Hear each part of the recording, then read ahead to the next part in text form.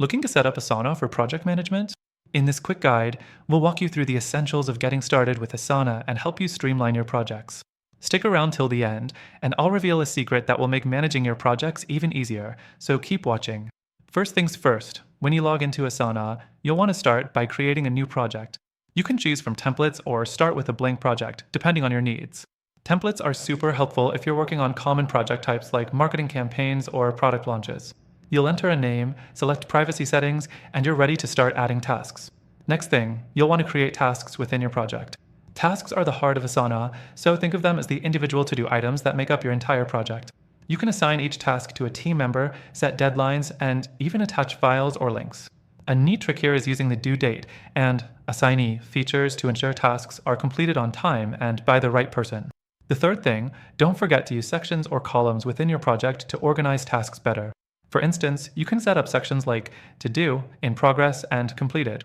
This will give you a clear visual of where each task stands and help your team stay on track. The fourth thing, Asana's task dependencies are a game changer. When you have tasks that need to be completed in a certain order, set dependencies. This means one task cannot be started until the previous one is finished. It's a perfect way to avoid bottlenecks and keep everything moving smoothly. Next, let's talk about calendar views. Asana allows you to switch your project to a calendar view, which is great for visualizing deadlines. You can drag and drop tasks to shift deadlines easily. This is super helpful for teams who prefer seeing tasks laid out in a calendar format to manage time effectively. Now, let's dive into Asana's team collaboration features. You can communicate directly within tasks, making it easy to keep all conversations tied to specific items. Tag your teammates, leave comments, and make sure everyone is on the same page. This eliminates the back and forth emails and keeps everything organized.